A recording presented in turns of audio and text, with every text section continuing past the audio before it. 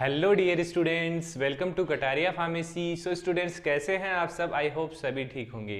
तो हम स्टडी कर रहे थे B pharma third semester physical pharmaceutics first. तो इसकी हमारी यूनिट फर्स्ट चल रही थी। तो आज का हमारा यूनिट फर्स्ट का लास्ट लेक्चर होने वाला है। इसमें भी हम बहुत ही इंपॉर्टेंट टॉपिक स्टडी करने वाले हैं। तो वीडियो में एंड तक बने रहना, और अगर आपने अभी तक हमारे चैनल को सब्सक्राइब नहीं किया तो सब्सक्राइब कर लीजिए। आगे सभी सब्जेक्ट्स के लेक्चर आपको हमारे चैनल पे देखने को मिलेंगे। उसके साथ ही आपको नोट्स भी अवेलेबल हो जाएंगे टेलीग्राम चैनल पे। तो आज का हमारा टॉपिक होने वाला है डिस्ट्रीब्यूशन लॉ। जैसे हमने क्रिटिकल सॉल्यूशन टेम्परेचर स्टडी किया था पिछले लेक्चर में, वैसे ही डिस्ट्रीब्यूशन लॉ भी एक इंपॉर्टेंट टॉपिक है। इसकी डेफिनेशन, इसका डेरिवेशन, इसके लिमिटेशन, इसकी एप्लीकेशन हमें याद होनी चाहिए। उन सभी के बारे में आज के इस लेक्चर में हम डिटेल स्टडी करने वाले हैं। तो स्टार्ट करते हैं। सबसे पहले जान लेते हैं डिस्ट्रीब्यूशन लॉ क्या होता है। तो डिस्ट्रीब्यूशन लॉ, मान लीजिए ये एक बीकर है, इसके अंदर दो सॉल्वेंट्स हैं। मान लीजिए ये फिनोल है और ये वाटर है। ये दो एक दूसरे के अंदर इमिसिबल है, मतलब कि ये पार्शियली मिसिबल लिक्विड्स है, एक दूसरे के अंदर मिसिबल नहीं है। तो ये अलग अलग प्रेजेंट होंगे। अब इसके अंदर हम कोई सॉल्वेंट ऐड करते हैं, सॉल्वेंट।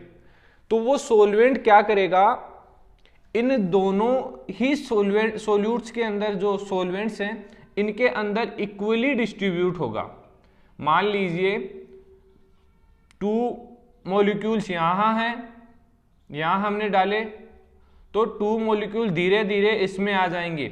तो ऐसे क्या है, इसके अंदर इक्वली डिस्ट्रीब्यूट होंगे जो भी सॉल्यूट्स ऐड करेंगे सॉल्वेंट के अंदर। जो सॉल्वेंट हमारा ए और बी होगा, तो वही है हमारा डिस्ट्रीब्यूशन लॉ। सभी जगह यही चीज आपको देखने को मिलने वाली है।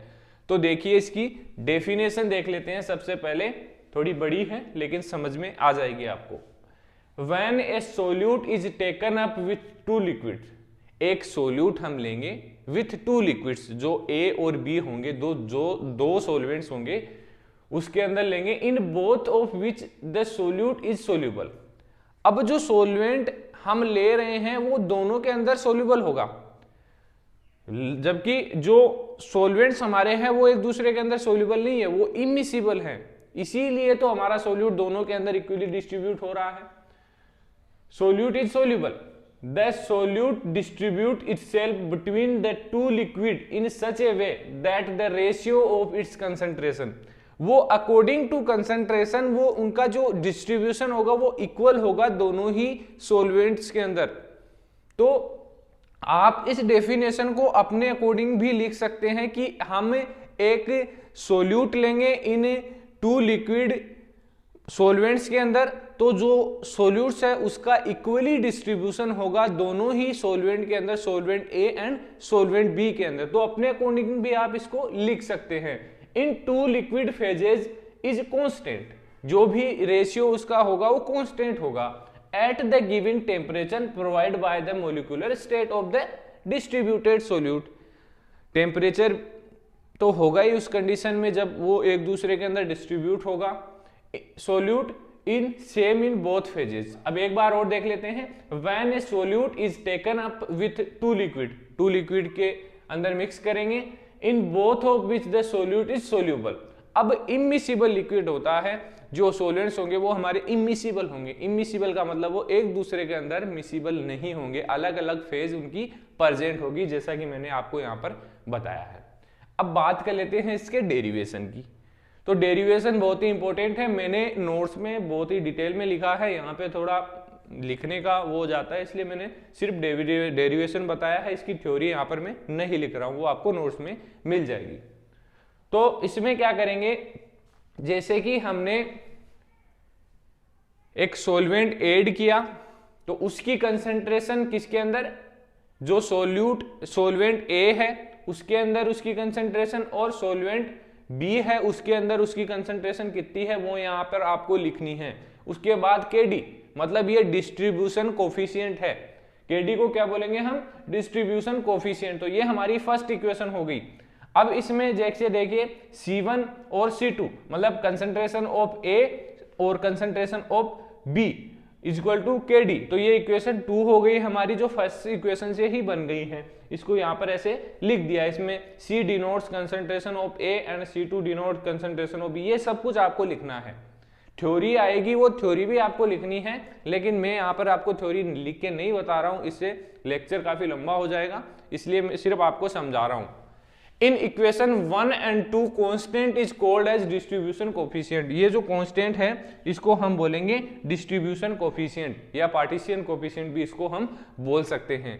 अब ये डायग्राम आपको जरूर बनाना है एग्जाम के अंदर, अगर ये क्वेश्चन आता है तो। ये 3 बीकर्स आपको बनाने हैं, यहां पर मॉलिक्यूल्स जो सोल्यूट्स हमने ऐड किए हैं वो ज्यादा क्वांटिटी में दिखाई दे रहे हैं और धीरे धीरे वो इक्वली डिस्ट्रीब्यूट हो जाएंगे धीरे धीरे अकॉर्डिंग टू जो भी इनकी प्रोसेस होती है। तो इस फिगर में क्या है, distribution of 2 solutes A and B in immiscible liquids at equilibrium can be seen according to distribution law। जो भी इसके अंदर हो रहा है वो किसके अकॉर्डिंग हो रहा है, डिस्ट्रीब्यूशन लॉ के अकॉर्डिंग।